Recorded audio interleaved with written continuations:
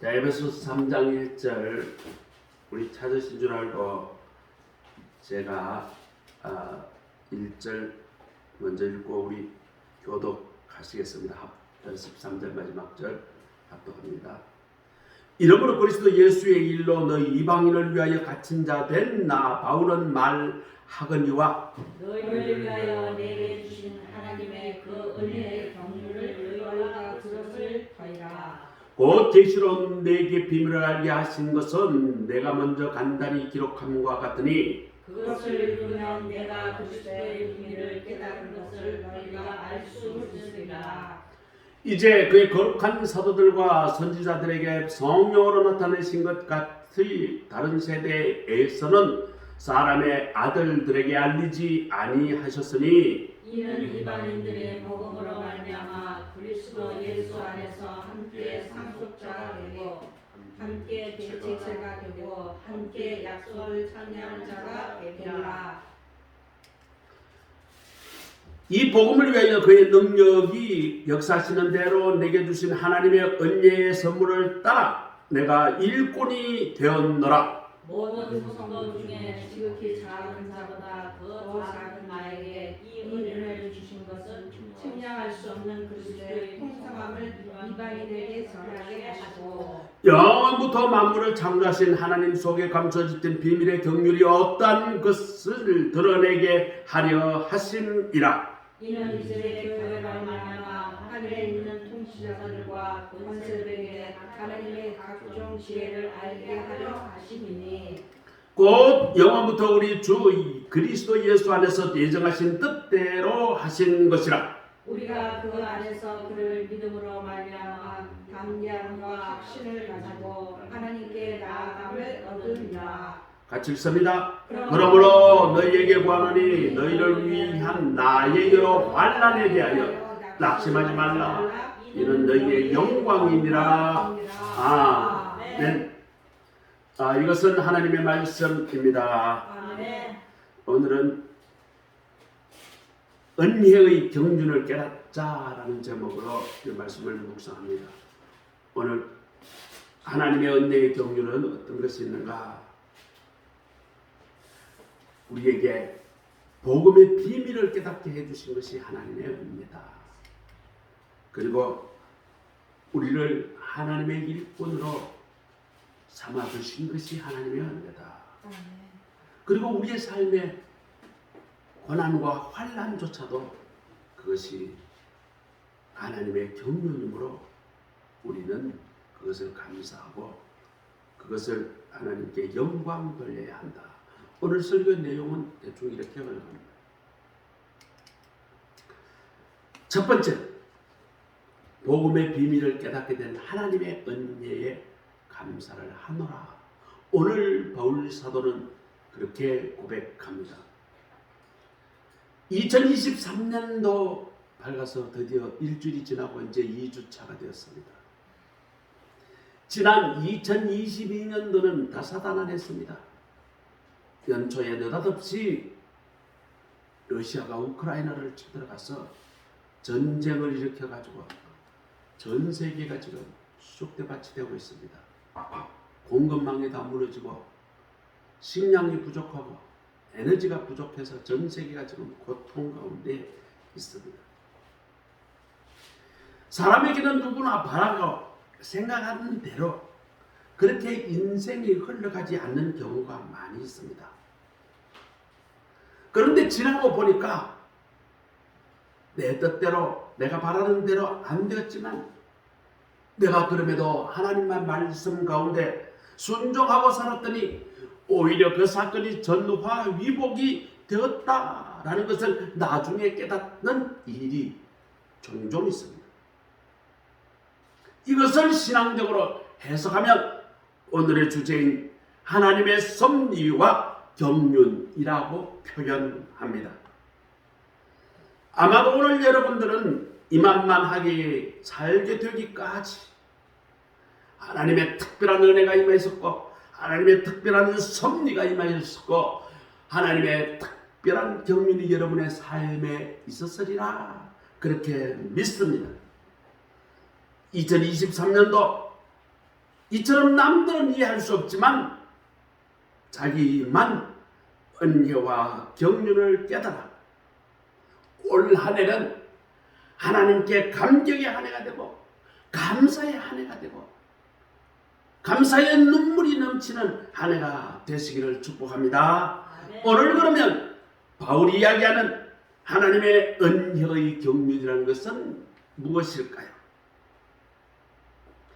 1절에서 6절까지의 내용을 보면 하나님의 은혜의 복음의 비밀을 깨닫게 된 것이 은혜다 라고 고백합니다. 오늘 본문의 말씀에 두 번이 경륜이라는 단어가 나옵니다. 사전을 찾아보면 이 경륜이라는 것은 어떤 계획을 가지고 어떤 꿈을 가지고 그 계획을 조직하고 계획하는 것을 경륜이다 라고 그렇게 국어사전은 표현합니다. 그러면 하나님의 경륜이라는 것은 무엇인가? 하나님께서 어떤 일을 계획하시고 이 세상을 움직여 나가시는 그것을 하나님의 경륜이라고 표현합니다. 바울은 지금 노년입니다. 그리고 지금 감옥에 갇혀 있습니다. 매우 어려운 상황인 것처럼 보이죠? 그런데 바울은 오늘 이것이 하나님의 은혜의 경륜을 깨달았다라고 고백합니다. 그것을 깨달았기 때문에 내가 지금 감방에 있고 고난 중에 있지만 나는 이 고난의 삶이 너무 감사하고 감격에 겨워서 이 사실을 너희들에게 좀 알리고 싶다. 그래서 옥중에서 지금 편지를 쓰는 거예요. 아니 감방에 있는데 어떻게 감사해요? 고난 중에 있는데 어떻게 감사해요? 오늘 바울이 내가 감사할 수밖에 없다. 오늘 그것을 한번 말씀을 깨달아 봅시다. 지금 바울이 은혜롭다. 이게 말이 되는 이야기입니까? 감사하다. 상황이 지금 어디 그렇습니까? 지금 죄를 지어 감방에 간 것도 아니고 그저 뭐 이방인들에게 복음을 전하는데 감옥에 갇히다니 이게 무슨 은혜입니까? 그리고 이때에 로마의 법이 종교를 서로 전하는 것에 대해서는 관용 정책입니다. 누구든지 자기가 믿는 종교 전할 수 있어요. 믿을 수 있어요. 로마 정부는 로마 총독은 그것에 대해서 일절 간섭하지 않는 정책을 취할 때입니다. 바울이 기독교를 믿든 유대교를 믿든 뭐를 믿든 아무도 간섭하는 사람이 없습니다. 그런데 복음을 전하는데 감옥에 갇히게 됐습니다. 그 과정은 상세히 설명하는 시간이 없기 때문에 건너뛰고 어쨌거나 바울은 예수 그리스도가 구세주이고 그것을 믿기만 하면 천국에 간다. 구원을 얻는다. 이거를 전했다고 그 기독교의 진리를 전했다고 감옥에 갇혔습니다. 그런데 바울이 말하는 은혜라는 말은 무슨 말입니까? 은혜. 은혜는 내가 그 받을 자격이 없는데 내가 받게 되었다는 것이 은혜죠.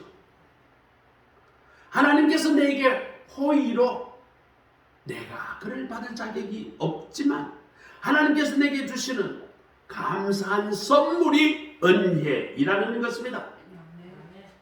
3절에 보니까 계시로 내게 비밀을 알게 하신 것은 다시 말하면 하나님 나라 천국의 비밀을 내가 깨닫게 해 주시는 것은 그것이 놀라운 하나님의 은혜라는 뜻입니다.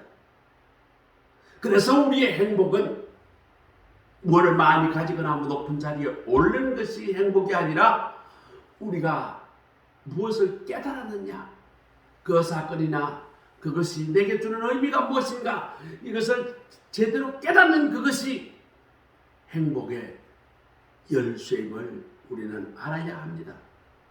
진리란 그것이 감추어진 자에게는 결코 알 수가 없습니다. 예수 그리스도가 구세주이라는 것은 믿지 않는 자, 그것에게 감추어진 자에게는 그것은 아무 의미가 없습니다. 그 소리에 불과하죠. 죽어도 그것을 깨닫지 못합니다. 사도 바울은 사울 시대에 그 진리를 몰랐기 때문에 교회를 핍박합니다. 그리고 예수 믿는 사람을 죽이려고 저 이방 나라 다메섹까지 가서 쫓아갔던 사람들입니다. 그런데 하나님께서 계시로 예수님을 보게 해 주시고 천국 비밀을 알게 해 주시고 복음을 전하는 자로 삼아 주셨습니다. 바울은 이 사실 자체가 얼마나 큰 은혜인가 그렇게 지금 고백합니다. 이 놀라운 비밀을 깨닫게 하신 은혜에 감사하고 있는 것입니다. 은혜 받은 자만이 천국의 비밀을 압니다. 여러분, 우리에게 지금 무엇이 하나님의 은혜로 생각합니까?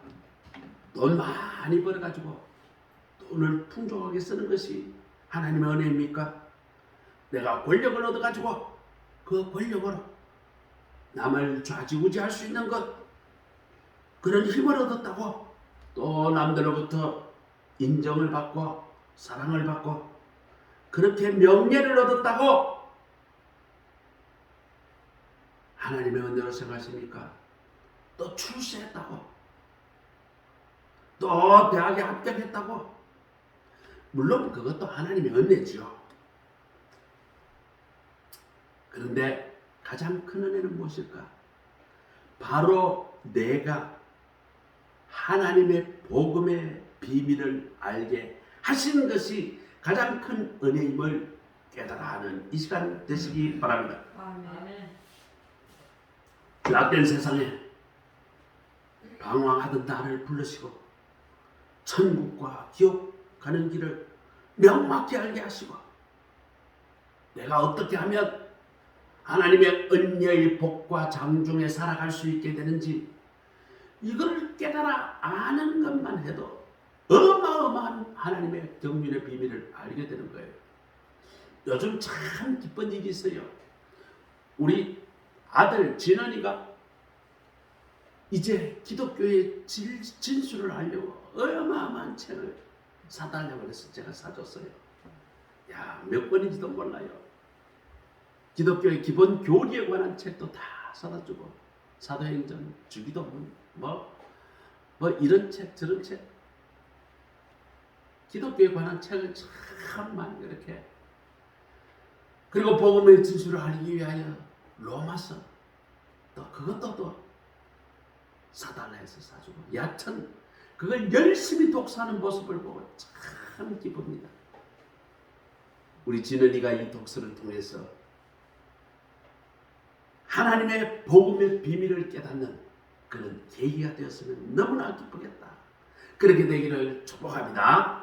오늘 예배하신 우리 모두가 바울이 발견했던 그 복음의 큰 비밀을 깨달으시고 그 깨달음으로 감사하시고 그 복음을 비밀에 널리 세상에 전하는 우리 모두가 되시기를 간절히 소원합니다. 자, 7절에서 12절의 내용은 무엇일까? 바울이 깜방에 있으면서도 하나님의 일꾼이 되게 하신 것에 감사하고 있습니다. 7절에 보니까 일꾼이 되게 하신 것을 선물로 받았다. 그렇게 고백을 합니다. 복음을 위하여 일하게 하신 그 크신 은혜에 감사하고 있다는 말이죠. 우리는 감사란 대부분 돈을 많이 갖고 있게 되거나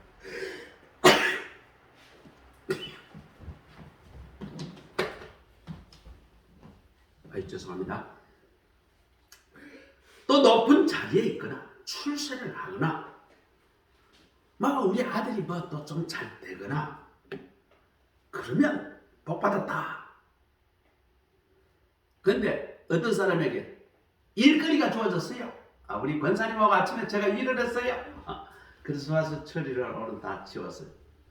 그런데 이렇게 일거리가 있는 것, 일하는 것, 이것을 복이라고 생각하지 못하고 이런 일거리가 주어졌다.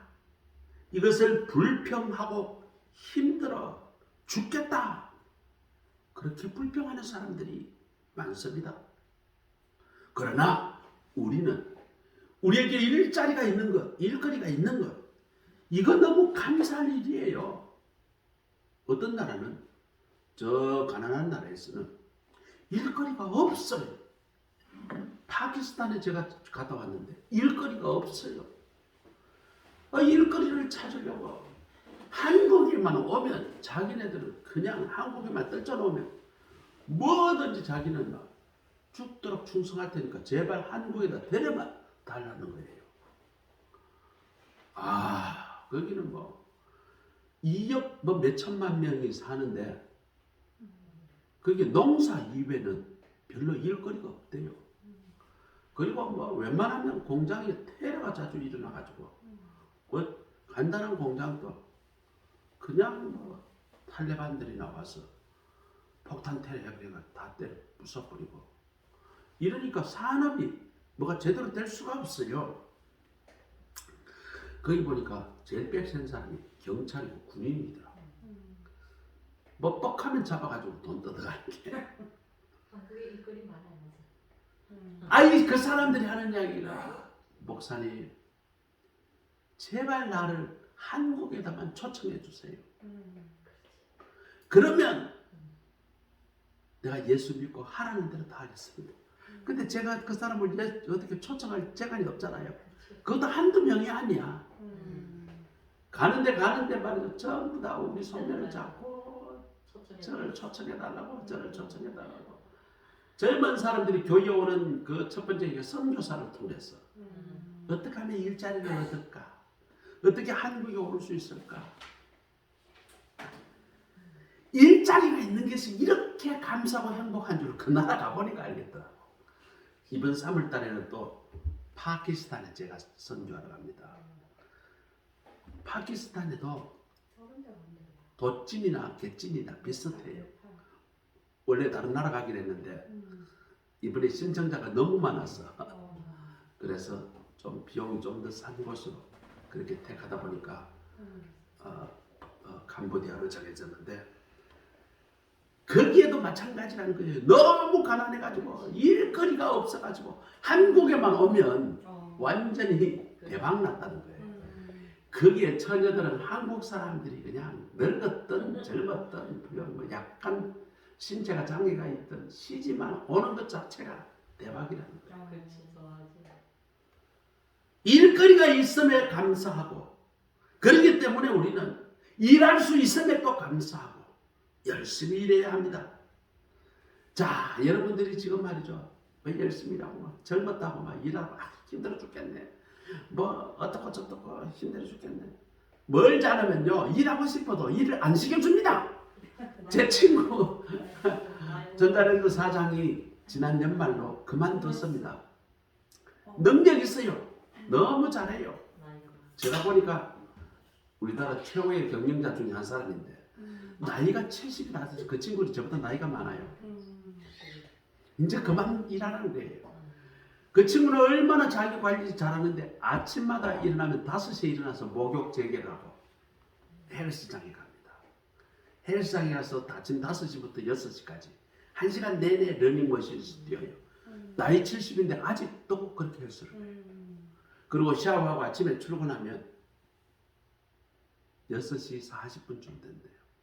아니 다른 직원들은 8시 반에 출근하는데 이 친구는 2시간 전에 와서 하루 종일 업무할 걸 그때부터 200을 하나씩 보고서 전부 다 답을 다 달아주고 그렇게 하면 7시 반쯤 된답니다. 그럼 그때부터 천천히 묵상하는 자기가 보는 책이 있대요. 그걸 읽고 시간을 기다리다 보면 출근하면 직원들이 인사를 한다는 거예요. 그만큼 열심히 사는데 일 다 하고 싶은데 그만하라는 거예요. 아니 제 친구들 거의 대부분이 그래도 그 친구만 지금 늦게 했지 사실은 5년 전에 10년 전에 다 은퇴 다 했어요. 저도 오래전에 은퇴를 하고 지금은 은퇴의 삶을 살고 있죠. 아무리 열심히 일하고 싶어도 능력이 있어도 안 시켜줍니다. 곧 그때가 옵니다. 제 친구들 말이죠. 아이고 박사들이 수두룩해요. 저 우리 탱크 만들고 미사일 만들고 뭐 레이더 만들고 하는 친구들이 ADD 대전에 가면 지금 친구들이 지금 주르륵한데 이 친구들이 다 그만둬요. 능력은 세계 최고의 엔지니어인데 이제 계약직으로 1년 단위로 그저 월급을 좀 더 주는 그 월급을 많이 깎였어요. 그렇게 지금 일을 이제 그만한데 더 하고 싶은데 지금 내가 가진 지식이 세계 최고급인데 그래도 일 안 시켜요. 나이가 많다고 안 시켜요. 우리가 일할 거리가 있고 일할 수 있을 때 열심히 일해야 합니다. 감사함을 일해야 합니다. 일하는 것이 기뻐하는 것, 그 사람이 가장 행복한 사람입니다. 사장인데 내가 사장인데 근데 내가 마지못해 일을 해. 그러면 어떻게 되고 일에 끌려가는 노예하고 다름이 없습니다. 반면에 내가 말단직이지만 내가 하찮은 일이지만 감사하고 열심히 하는 사람, 그 사람이 뭘까요? 그 일의 주인이에요. 그 회사의 주인이에요. 전도서 3장 22절에 이렇게 이야기합니다. 자기가 하는 일에 자긍심을 가지고 자기가 하는 일이 하나님이 맡겨주신 일이라고 믿는 사람이 복된 사람이다. 성경은 그렇게 이야기합니다. 바울의 감격은 자기를 이방인을 위해서 하나님의 복음의 비밀을 전하는 사역자로 세워주신 하나님이 나를 사역자로 섬겨라고 일을 주신 것, 거기에 감사한다는 것이죠. 8절에 보니까 모든 성도 중에 지극히 작은 자보다 더 작은 나에게 이 복음 사역자의 은혜를 베풀어 주신 그것이 바로 측량할 수 없는 그리스도의 풍성하심을 이방인에게 전하게 하시려고. 그래서 자기를 이방인의 사역자로 세워 주셨다는 것이죠. 그게 은혜라는 거예요. 바울은 스스로 생각합니다. 나는 사실은 기독교 교회를 그걸 망하게 하려고 수많은 사람들 깜방에 쳐놓고 또 자기 때문에 기독교인들이 많이 죽었다는 거예요. 그런 죄를 지은 죄인인데 그 범죄를 많이 따진다고 하면 심판을 받아서 죽어도 여러 번 죽어도 마땅한 그런 사람인데 예수님께서 나를 다메섹 도상에서 나를 불러주시고 죄를 용서하여 주시고 나를 그리스도의 복음을 전하는 일꾼으로 세워주시고 내가 이렇게 복음을 전하는 사역자로 일하고 되었으니 이게 하나님이 크신 은혜, 이 일을 맡겨주신 그 크신 은혜 깨달은 바울, 감사가 넘칠 수밖에 없다라고 고백합니다. 사람이 일거리가 주었어요. 일을 할 수 있어요. 그렇게 해서 일을 하는데 그 일 시켜준 것, 그 일하는 것에 은혜를 모르는 것은 무엇일까요? 그 마음에 교만한 마음이 있기 때문입니다. 내가 이런 시답잖은 일을 하느냐? 내가 인간 같자는 저런 인간 밑에서 내가 일을 해야 되느냐? 내가 남들보다 너무 하찮은 일, 이따위 일을 하라고 내가 여기 와서 월급 받고 있나? 이런 마음이 들었다는 것은 은혜를 모르는 교만한 마음이 있기 때문입니다. 죄인 중에 죄인인 나, 참으로 부족하고 못한 나를 불러서 하나님의 일꾼으로 삼으셨다는 것은 감사할 때에 그 사실에 감사할 때도 작은 일에도 충성할 수 있는 것입니다. 오늘 성도 여러분, 우리 모두에게 특별히 일하는 것을 맡겨주신 하나님, 그 하나님께 그 은혜로 여기 있는 우리 모두가 되어야 할 것입니다.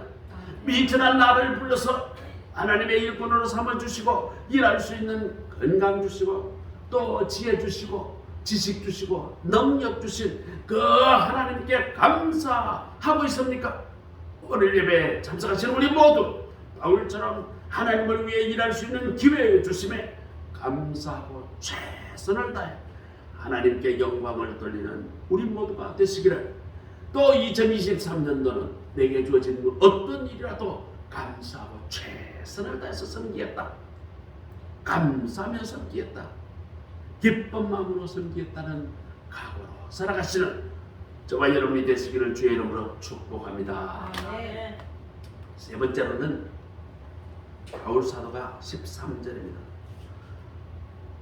그러므로 너희에게 구하노니 너희를 위한 나의 여러 환난에 대하여 낙심하지 말라. 이는 너희의 영광이니라. 이게 무슨 말입니까? 지금 감방에 있는 것이 하나님의 놀라운 경륜이요, 하나님의 놀라운 비밀을 발견했다라고 감격해 합니다. 아니, 감방 생활인데, 고난의 생활인데, 환난의 생활인데, 이것이 어떻게 하나님의 놀라운 경륜이고 하나님의 놀라운 비밀이고 그것이 내게 어떻게 기쁨이 되느냐는 말입니까? 사실 바울은 로마 옥중 생활에서 하나님의 크신 그런 은혜의 경륜 속에서 벌어진 사건이 바로 감방에 갇히는 일입니다. 후일 교회 역사가들에 의하여 평가에 의하면 바울이 이때 로마의 감옥에 있었기 때문에 기독교가 세계적인 그런 종교가 되었고 로마가 기독교 국가가 될 수 있었던 것은 바울이 감방에 있었기 때문이라는 거예요. 사도행전에 보면 바울이 어떻게 해서 감방에 가게 됐는가? 바울이 유대인들이 하도 핍박을 하니까 이 로마 사람, 이 로마 군대가 말이죠. 바울도 벌 주고 유대인들도 벌 주고, 그리고 유대인들은 숫자가 많으니까 뭐 대충 용서해줘 버리고 바울을 벌하려고 했어요. 총독이. 그러니까 나는 너한테 재판을 받을 그런 사람이 아니야. 나는 로마 시민이야. 내가 너희한테 왜 내가 재판을 받나? 나는 로마의 황제 앞에 가서 난 재판 받겠다. 그래서 자진해가지고 로마에 재판 받으러 신청을 했어요. 바울이 로마 시민을 안 총독이 깜짝 놀랐어요. 총독이 로마 시민을 아는 순간에는 손을 못 댑니다. 그래서 총독이 말이죠. 백부장이라는 군대, 지금 뭐라 말하면 백부장이 한 100여 명 군대를 거느린 사람이니까 중대장 좀 되겠네요. 자, 이 사람이 중대병력을 이끌고 이 바울을 데리고 어디로 갔느냐? 황제에게 재판받으러 가는 거예요. 자, 재판받으러 가는데 그때는 이제 배를 타고 가야 되죠. 자, 배를 타고 가는데 바울이 하나님께 그 환상을 봅니다. 배를 타고 갔는데 배가 풍랑이 일어서 다 파손인데 다 죽게 생겼어. 그래서 바울이 예언합니다. 지금 출발하면 안 돼. 지금 여기서 겨울을 나고 그렇게 출발하자. 내가 어차피 재판을 받으러 가야 되니까 내가 도망갈 것도 아니고 여기 좀 겨울을 나야 돼. 그런데 말이죠. 선장과 그 선주가 이야기합니다. 알렉산드리아인가 뭐 그 배가 있어요. 배 이름이 그 성경에 나오는데 그 배 주인과 선주가 있고 그 겨울 내내 놀아버리면 수입이 줄어드니까 무슨 소리냐고. 지금 바다가 이렇게 잔잔한데 그러고 지금 이때 태풍이 올 때가 아니다. 출항하라. 근데 이제 그것을 출항하라 말라 이제 명령을 누가 내릴까요? 백부장, 군대 그 장교가. 그러면 바울의 말보다는 선장과 선주의 말을 믿고 출항을 하라. 그러다가 진짜 중간에 유라굴로라는 광풍을 만나요. 태풍을 만나요. 그래서 사람들이 말이죠. 있는 짐 다 버립니다. 그런데 276명인가 그 모든 사람은 한 사람도 죽지 않고 멜리데라는 섬으로 사람은 상륙하게 되고 배는 완전히 파선이 되어서 바다에 가라앉아 버립니다. 바울의 예언대로 그대로 됐어요. 백부장이 깜짝 놀랐어요. 바울이 도망가려면 얼마든지 도망갈 수 있죠. 배는 파손되고 군대는 무기고 뭐고 다 지금 잃어버렸고 물에서 풍랑에 걸려가지고 둥둥둥 떠들어가지고 섬으로 왔으니까 바울은 도망갈 이유가 없습니다. 그 군대를 다 데리고 여러분 안심하시오. 하나님께서 한 명도 죽지 않을 것을 어젯밤에 예언했습니다. 그러니까 진짜 한 명도 안 죽었어요. 백부장이 깜짝 놀랐어요. 자, 배에 상륙을 했습니다. 사람들이 오돌오돌 떨 거 아니에요. 겨울에 물에서 빠져서 나왔으니까. 그래가지고 이제 집을 모아가 불을 거기다가 이제 피웠어요. 몸을 이제 녹이고 해야 되니 말려야 되니까. 근데 바울이 말이죠. 그 불을 피우려고 이렇게 덤불을 이렇게 하는데 그 덤불 속에 뱀이 겨울을 날려고 속에 있었던 거예요. 근데 이놈이 뜨거우니까 위로 뛰쳐나오면서 덤불을 퍼부는 바울의 손을 물어버렸어. 알고 보니 독사라. 이제 저 사람은 죽었다. 그런데 바울이 기도하니까 털어버리니까 독사가 불에 떨어져가지고 다 죽어버리고 바울은 멀쩡한 거예요. 독사에게 물렸는데 백부장이 그거 보고 또 놀랍니다.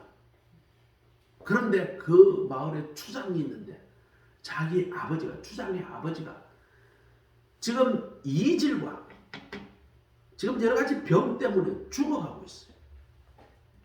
이때에 이질과 열병이 바울이 말이죠.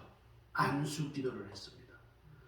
추장의 부친을 깨끗하게 기도로 나섰어요.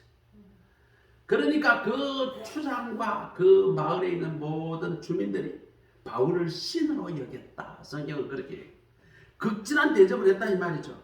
어쨌거나 겨울을 나고 거기서 겨울 났으니까 한 석 달 정도 용숭한 대접을 받고 그렇게 다시 백부장이 바울을 데리고 로마로 들어갔습니다. 이를 지켜본 백부장이 이제 로마로 왔으니까 자기 임무는 끝났죠. 그런데 사람들 만나는 사람마다 이 사람이 나발을 부를 선전합니다. 야, 내가 이번에 죄수를 하나 데려왔는데 정말 그 사람은 하나님의 사람들이다. 모든 거 다 예언하고 모든 거 다 고치고 뱀에도 독사에게 물려도 죽지도 않고 기도하니까 병자가 낫고 어떻고 저떻고 이 사람이 만나는 데마다 말이죠. 자기가 그냥 경험한 걸 다 떠들어 광고를 해요. 그러니까 말이죠. 로마에 말이죠. 고관 대작들이 다 그 소리를 들었어요. 그러니까 스스로 자기 인생에 문제가 있는 사람들, 고민 있는 사람들, 집안으로 바울을 찾아오는 거예요. 내가 이런 문제가 있습니다. 어떻게 하면 됩니까? 그때 바울은 깜빵에 앉아가지고 그 사람들에게 복음을 전하기 시작합니다. 아이고 오늘은 말이죠. 더 총리가 찾아와요. 내일은 말이죠. 장관 부인이 찾아와요. 이 고관 대작들이 집안으로 그냥 로마 깜빵에 그냥 줄을 서서 그냥 찾아오는 거예요. 거기서 바울이 복음을 계속 지금 그러니까 이태 동안 그 2년 동안 깜빵에 앉아가지고 밀려오는 수많은 사람들 만나. 바울이 이때 매우 자유롭게 그렇게 있었습니다. 왜 그러냐면 바울은 황제 앞에서 재판받으러 온 사람이지 사실은 죄수도 아니잖아요. 그리고 이 백부장의 정언이 이 사람은 너무 위대한 사람이다. 얼마나 떠들었는지 바울은 대체적으로 초기에는 매우 자유롭게 깜빵에 있었다.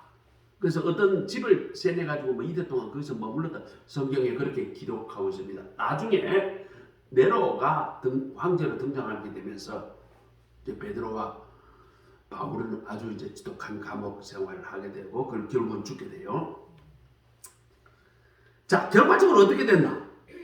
바울은 깜빵에 있게 되었기 때문에 고관 대작을 자유롭게 만날 수가 있었다는 거예요. 수많은 고관 대작을 복음을 전할 수가 있었다는 거예요. 그리고 간수들에게 다 복음을 전했어요.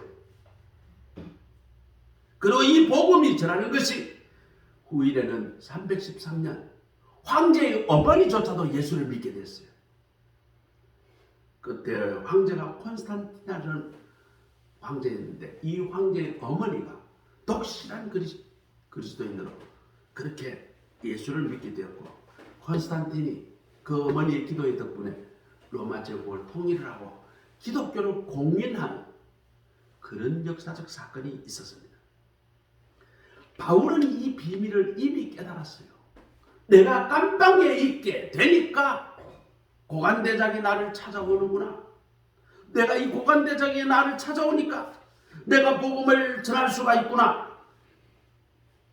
내가 만약 자유인으로 풀려났더라면 내가 어떻게 고관대장을 만나러 갈 수 있겠어요? 감히 면회 신청을 한다고 해가지고 그 사람들이 바울을 만나 주겠어요? 어디 먼 유대 땅에서 온 희한한 사람 하나 면회한다고 해가지고 그 나라 총리, 로마 제국의 총리, 장관 이런 사람이 만나 주겠냐고.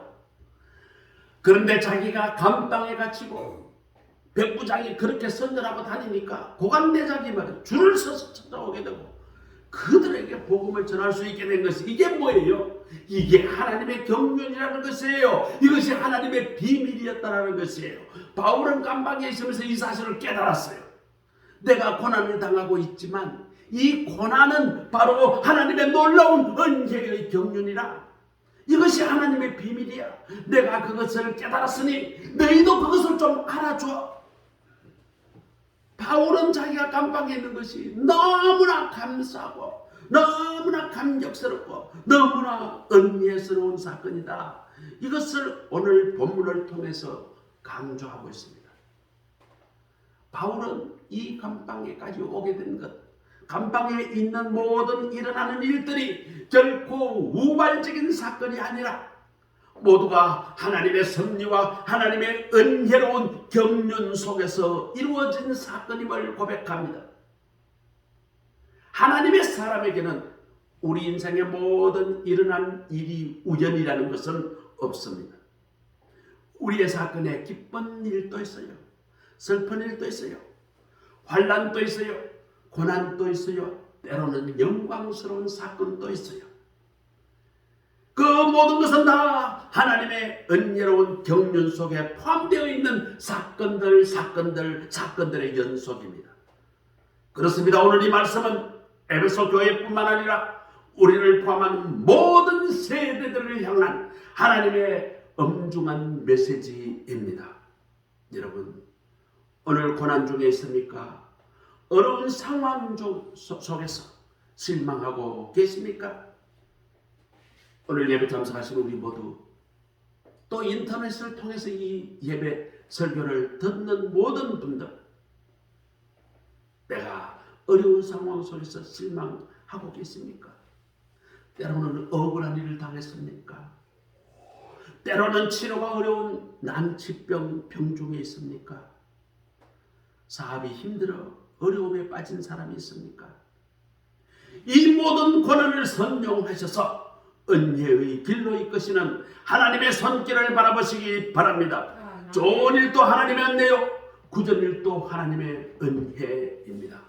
우리에게 성공하게 하신 또 하나님의 은혜요, 때로는 내가 실패하고 손해보고 때로는 망하는 일도 하나님의 은혜입니다. 하나님께서 내게 주신 모든 은혜와 경륜에 감사하면서 2023년도 올 한 해 그리고 남은 생에 열심을 다해 하나님의 경륜의 비밀을 깨달으시고 또 하나님의 복음을 전하는 그 사명을 감당하는 우리 모두가 되실 것을 주의 이름으로 축원합니다. 아멘. 같이 기도드리겠습니다. 하나님 감사합니다. 오늘 하나님의 은혜의 경륜을 깨달은 사람이라는 제목으로 말씀을 드렸습니다. 하나님의 복음의 비밀을 깨닫는 것이 하나님의 은혜임을 깨달아 알게 하옵소서. 아멘. 또 우리에게 하나님의 일을 하라고 우리에게 일을 맡겨주신 그것이 하나님의 경륜임을 깨달아 알게 하옵소서. 내 삶에서 고난과 환난이 닥칠지라도 그 고난과 환난이 하나님께 영광되고 나에게 큰 하나님이 주신 은혜의 경륜의 사건임을 깨달아 알게 하옵소서. 그로 통하여 내게 주신 모든 은혜와 경륜에 감사하며 올 한해 남은 한 해 하나님과 동행하며 하나님의 복음을 널리 전하는 삶을 살아가는 우리의 삶이 되게 하옵소서. 예수 그리스도의 이름으로 감사하며 기도드립니다. 아멘. 찬송가 620장입니다. 620장